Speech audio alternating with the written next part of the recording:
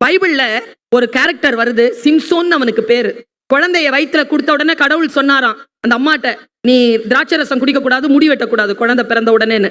அப்ப அந்த குழந்தைக்கு திராட்சை ரசம் ஆகாது, முடிதான் அந்த குழந்தையின் பலம். இது ரெண்டும் அசிரீரி சொல்லிருச்சு. குழந்தை வளருது, அவ்வளவு பெரிய பராக்கிரமசாலி. ஒரு எலும்பால ஒரு பெரிய சிங்கத்தையே அடிப்பான். முடி இப்படி இருக்கும், ஹேண்ட்ஸம் ஃபெலோ. அவன் மனசுல ஒரு சின்ன வார்த்தை விழுந்துருச்சு, ஒரு பொண்ணு. அந்த பொண்ணு சிம்சோனை லவ் பண்ணலையாம். அவன் ரொம்ப சோகத்துல குடிக்க ஆரம்பிச்சிட்டான். அவனுக்கு ஒரு பொண்ணு வந்தா அவனோடு சேர்ந்து சுத்துறதுக்கு. அவ பேர் தெலீலாள். Bestie, not lover, no wife, no girl friend, bestie. கூட சுத்திக்கிட்டே இருக்கும், எந்த பொறுப்பும் கிடையாது. தெலீலாள் வந்தா, இந்த உலகம் சுத்திக்கிட்டே இருந்தது அவனை சாவடிக்கிறதுக்கு. அவன் இருக்கிறதுனால அந்த சமூகத்தை அண்ட முடியல. தெலீலாள விலை பேசிட்டாங்க, 100 காசு தரேன், இந்த சிம்சோனுடைய உடம்புல எங்க இருக்கு சத்து, எதை அழிச்சா அவன் சாவான் எனக்கு சொல்லித்தான், உனக்கு 100 காசு தருவேன். வந்து பேசுறாங்க தெலீலாள், ஏய் எங்க அடிச்சா நீ சாவ கேக்குறாங்க. இவன் சிரிக்கிறான். அவன் ரொம்ப விளையாட்டா, என்னை வந்து கம்பியில கட்டினா நான் செத்துருவேன், போய் கம்பியில கட்டுறாங்க. அடுத்த நாள் வந்து கம்பியில கட்டினா செத்துருவேன், சாவுல, வெறும் கயிறுல கட்டினாலே செத்துருவேன். அடுத்த நாள் கயிறுல கத்துறாங்க, சாகல. அவன் விழுந்து அழுகுறாங்க, பொருள்றா விழுந்து, நீ சொல்ல மாட்டியா, என்ன ஏமாத்துறியா, உன் உயிர் எங்க இருக்குன்னு தான் சொல்ல.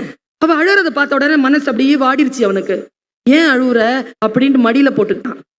மடியில போட்டுட்டு சொன்னானா, நான் சொல்வேன், யாருக்கிட்டையும் சொல்லக்கூடாது. இந்த முடி இருக்குல்ல, இந்த முடி நிச்சயமா அப்படி எழுந்து உட்காந்து அவனை மடியில போட்டுக்கிட்டான். தலைமுடிய தடவி கொடுத்துக்கிட்டே இருக்கா. அந்த சொகத்துல பாவி பய தூங்கிட்டான். அந்த முடியை 7ஆ பிரிக்கிறான். அவன் உறங்கியதற்கு பிறகு புள்ள மொட்டை அடிச்சிட்டான். காலையில் எழுந்திருக்கிறான் சிம்சோன். ஒரு கோழி குஞ்சை போல் உணர்கிறான். தன்னுடைய எல்லா தாளந்துகளும் அந்த பராக்கிரமும் போனதை உணர்கிறான். தெலீலாவை காணோம். பகைவர்கள் வந்து பிடித்துக் கொள்கிறார்கள், போய் சிறையில் அடைக்கிறார்கள். சிறையில் அடைக்கின்ற பொழுது அவனுடைய கைகளை தூண்களில் கட்டி வைத்து அவன் கண்களை நோண்டி எடுக்கிறார்கள். குருடான சிம்சோன் இங்கேயும் அங்கேயும், he is roaring like a lion. என்ன பண்றது, போய் உள்ள போடுறாங்க.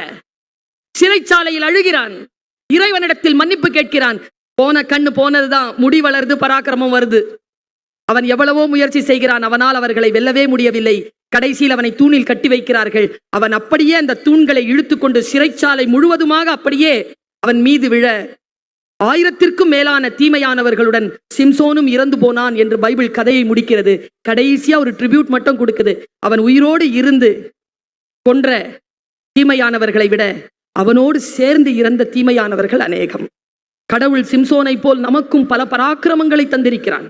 எந்த காரணத்திற்காகவும் எந்த பலவீனத்திற்காகவும் இருக்கின்ற கடவுள் கொடுத்த எல்லாவற்றையும் பாதுகாப்பாக வைத்து அடுத்த கட்டத்திற்கு இறைவனுடைய வழியின்படி அதை செலவழிப்பதற்கு அந்த குழந்தைகளுக்கு சொல்லிக் கொடுங்கள். டோன்ட் டேக் ஃபார் கிராண்டட் என்று சொல்லிக் கொடுங்கள்.